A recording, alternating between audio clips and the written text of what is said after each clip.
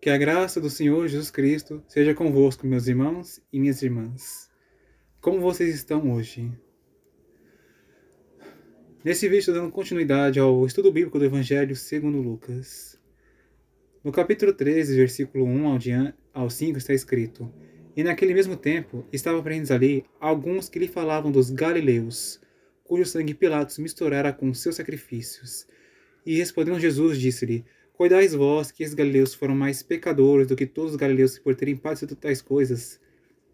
Não vos digo, antes não vos arrependerdes, todos de igual modo perecereis. Ou aqueles 18 sobre os quais caiu a torre de Siloé e os matou, cuidais que foram mais culpados do que todos quantos homens habitam em Jerusalém? Não vos digo, antes se não vos arrependerdes, todos de igual modo perecereis.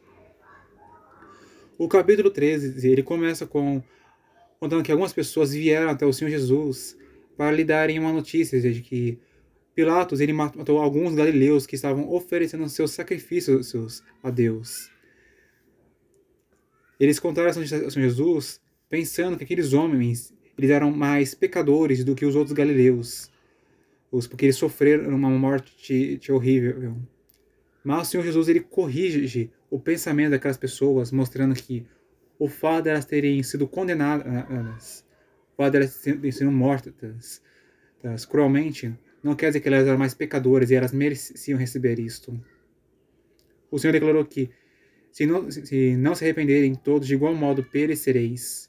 O que o Senhor está querendo mostrar?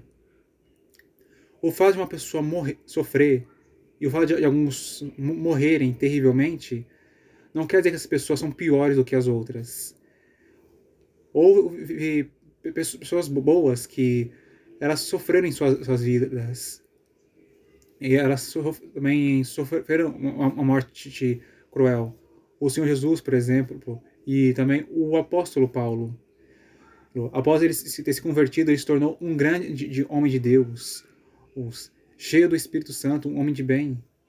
E mesmo assim, o apóstolo Paulo, ele foi perseguido, ele foi ferido, e ele morreu decapitado, segundo a tradição cristã diz.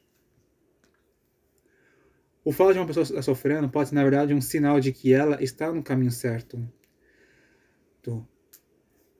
Porque, como dizer, aqueles que seguem Cristo também sofrerão. Por isso, se você está sofrendo em sua vida, isso não quer dizer que você está em pecado. Isso pode ser um sinal de que você está no caminho certo. E para você saber isto, ore ao Senhor. Também leia a Bíblia Sagrada para você examinar os seus próprios atos e ver se você está fazendo a coisa certa ou não.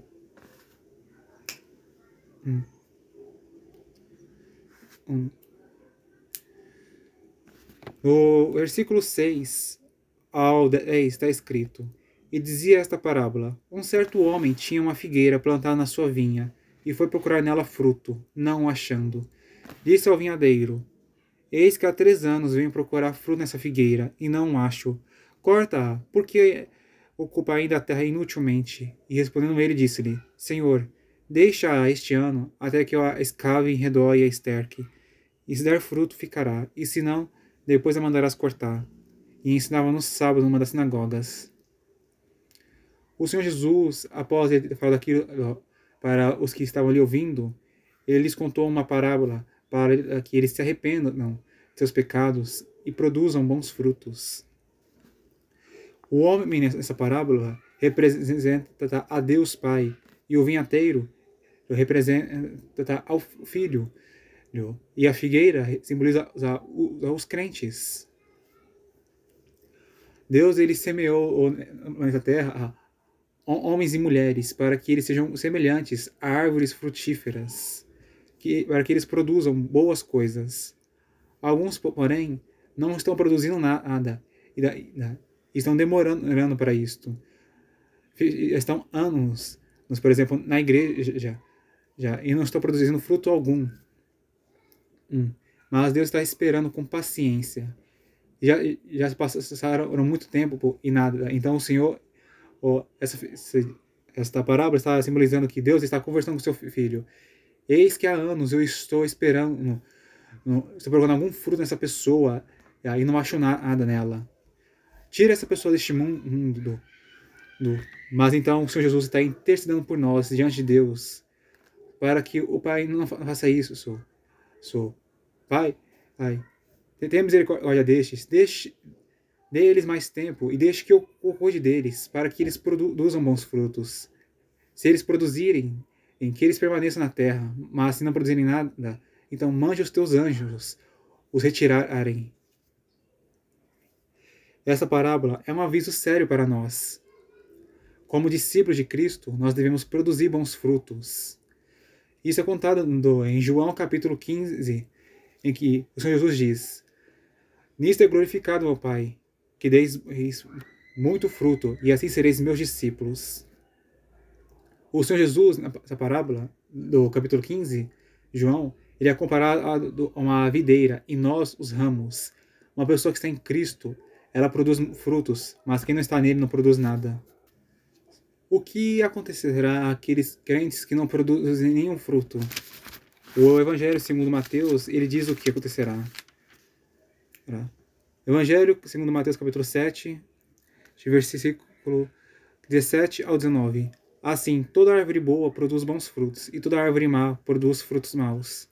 Não pode a árvore boa dar maus frutos, nem a árvore má dar frutos bons. Toda árvore que não dá bom fruto, corta-se e lança no fogo.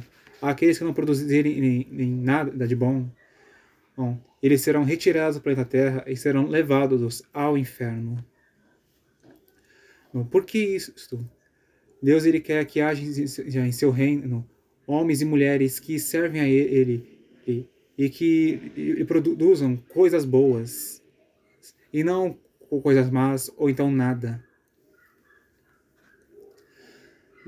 Nós devemos produzir bons frutos se nós quisermos ter uma vida longa nessa terra e quando partimos deste mundo, nós irmos para o céu. É importante saber que boas obras, elas não salvam ninguém. O que salva uma pessoa é a sua fé no nome do Senhor Jesus Cristo. Segundo o que está escrito em Marcos capítulo 16, versículo 16. Quem crer e for batizado será salvo, mas quem não crer será condenado. E também segundo Atos capítulo 16, versículo 30 ao 31, em que um homem perguntou para o apóstolo Paulo e a seu companheiro o que era necessário fazer para ser salvo. Está escrito: E tirando-os para fora disse: Senhores, que é necessário que eu faça para ser salvo? E eles disseram: Crê no Senhor Jesus Cristo, e serás salvo tu e a tua casa. Quais são os frutos que nós devemos produzir? Nós devemos produzir os frutos do Espírito Santo, que estão escritos em Gálatas. Eu peço que vocês não deem atenção à voz dessa criança que está falando perto. Normalmente, quando tenho gravado vídeos, essas são horas em que o inimigo ele tenta me atrapalhar. Por exemplo, fazer crianças gritarem, ou então os vizinhos falarem alto, alguém tocar uma música alta, ou então carros e motos virem e irem. Em Gálatas capítulo 5, versículo 22 a 23 está escrito: Mas o fruto do Espírito é amor, gozo, longanimidade, benignidade, bondade, fé, mansidão, temperança. Contra essas coisas não há lei. Nós devemos amar a Deus, ao nosso próximo e também a nós mesmos. Temos que também ter alegria. Nós temos a Deus e ao Senhor Jesus, temos a esperança da salvação. E isso tem que ser nosso motivo de alegria nos tempos das adversidades. Nós precisamos ser alegres em todo o tempo. Nós podemos ter nossos momentos de tristeza, podemos chorar. Isso é bom. O Senhor Jesus disse em Mateus capítulo 5, Bem-aventurados os que choram, porque eles serão consolados. Se chorar é um sinal de fraqueza ou não? Não fique se importando muito com isso. Nós podemos demonstrar fraquezas. Mas uma coisa que eu recomendo é não demonstre diante, não demonstre de seus inimigos, para que eles não se aproveitem de ti. E também não demonstre diante daqueles que só respeitam os fortes. Porque eles desprezam qualquer um que é fraco ou demonstra fraqueza. Mas demonstre a sua fraqueza diante de Deus, porque Ele te valoriza e Ele te respeita. E Ele não deixará de tratar bem se você não for forte o tempo todo. E mostre também a sua fraqueza para amigos confiáveis. Que você sabe que se eles estiverem tristes, estiverem chorando, estiverem fragilizados, eles não vão fazer, não vão te criticar, não vão te desprezar, te tratar mal. Eles vão te dar um abraço, eles vão te consolar e te fazer ficar bem. Outros dos frutos que nós temos que mostrar é paz. Temos que ter paz em nosso interior. Mesmo se as coisas estiverem, por exemplo, como se estivesse um caos, nós devemos estar tranquilos no nosso interior.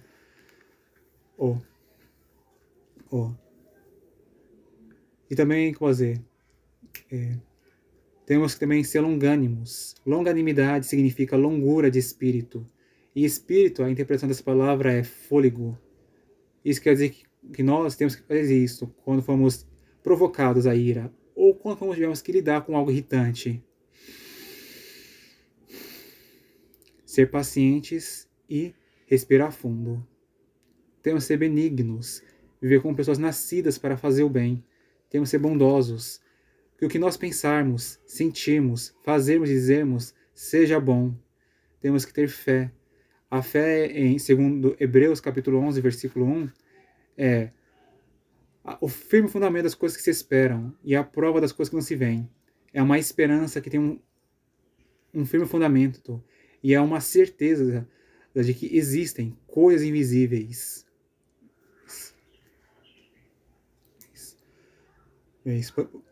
Por exemplo, a existência de Deus e de anjos e demônios.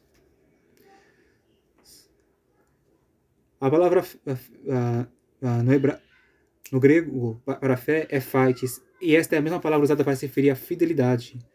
Nós também devemos ser fiéis, cumprirmos o que nós dizemos. Temos que ser mansos, que em meu entendimento é sermos pessoas não violentas, mas pacíficas. E temos também temperança, que em outras traduções é domínio próprio. Devemos controlar a nós mesmos. E não sermos semelhantes a animais selvagens, que agem por instinto e impulso. Falando um pouco mais, no capítulo 13, no versículo 11 ao 17 está escrito: E eis que estava ali uma mulher que tinha um espírito de enfermidade, havia já 18 anos, e andava curvada, e não podia de modo algum endireitar-se. E vendo a Jesus, chamou a si, e disse-lhe: Mulher, estás livre da tua enfermidade. E pôs as mãos sobre ela, e logo se endireitou, e glorificava a Deus. E tomando a palavra, o príncipe da sinagoga, indignado porque Jesus curara no sábado, disse à multidão: 6 dias há em que é mister trabalhar. Nesses, pois, vinde para seres curados, e não no dia de sábado. Respondeu-lhe, porém, o Senhor, e disse-lhe: Hipócrita, no sábado não desprende a manjedoura cada um de vós o seu boi, ou jumento, e não leva a beber? E não convinha soltar dessa prisão, no dia de sábado, esta filha de Abraão, a qual 18 anos Satanás tinha presa? E dizendo-lhe isso, todos os seus adversários ficaram envergonhados, e todo o povo se alegrava por todas as coisas gloriosas que eram feitas por ele. Nesse texto, é contado que havia uma mulher que estava sofrendo de uma opressão maligna, em que por 18 anos ela tinha uma deficiência física que não era de origem natural, era de origem espiritual. Mas o Senhor Jesus, ele viu aquela mulher, e ele chamou ela para si, e ele pôs as mãos sobre ela, e ela foi curada. E ela ficou erguida, ela ficou coluna reta, e ela estava glorificando a Deus pelo milagre que foi feito a ela. Mas um príncipe da sinagoga, ele se indignou com isso que foi feito. Porque os religiosos daquela época, eles tinham uma santidade superficial. Eles eram santos de aparência. Sabe? Para eles, o que Jesus fazia era pecado. Era pecado para ele, segundo aqueles homens, ele ficar curando no sábado. Ele devia deixar aquela mulher continuar sofrendo e não fazer nada para ajudar ela, porque era dia de repouso. Ele disse para as pessoas ao redor que eles deviam, se eles quisessem cura, eles deviam vir durante os outros dias da semana, mas não no sábado. Mas o Senhor Jesus, ele defende aquela mulher que estava sendo atacada por aquele príncipe. O Senhor chama aquele homem de hipócrita, porque no dia de sábado eles desprendem os seus animais para que eles repousem. Sim. E era justo que aquela mulher, que é uma filha de Abraão, que simbolizando, aqui está querendo dizer que ela era uma filha de Deus. Abraão, ele não é Deus, mas aqui é uma representação. Ela merecia ser solta e no dia de repouso, repousar. Aquele homem estava se importando mais com a vida de animais do que com a vida de humanos. Após aquele motivo, aquelas palavras, ele ficou envergonhado, porque a hipocrisia dele e a sua maldade, ela foi exposta, tá? Porque ele foi repreendido pelo Senhor Jesus. E não havia como aquele homem contrariar o que o Senhor havia dito, porque ele realmente havia feito isto. E a atitude que Jesus fez de curar aquela mulher e também de defender os mais fracos e vulneráveis alegrava as pessoas ao seu redor. Eram coisas gloriosas que o Senhor Jesus fazia. Os seus sinais, os seus milagres, a sua obediência à palavra de Deus, as suas boas obras, e o amor que ele tinha pelas pessoas ao seu redor, independente se elas eram boas ou más. Bom, meus irmãos, este vídeo fica até aqui. Se vocês gostaram dele, peço que apertem o botão de gostei e deixe escrito seu comentário dizendo o que você aprendeu hoje. Se inscreva no meu canal se vocês ainda não são mais inscritos. E também compartilhe este vídeo para os seus e assista aos meus outros vídeos no YouTube, para que sejam abençoados pelas mensagens que tenho enviado em meu canal. Que Deus abençoe cada um de vocês e até a próxima se Ele quiser. Amém.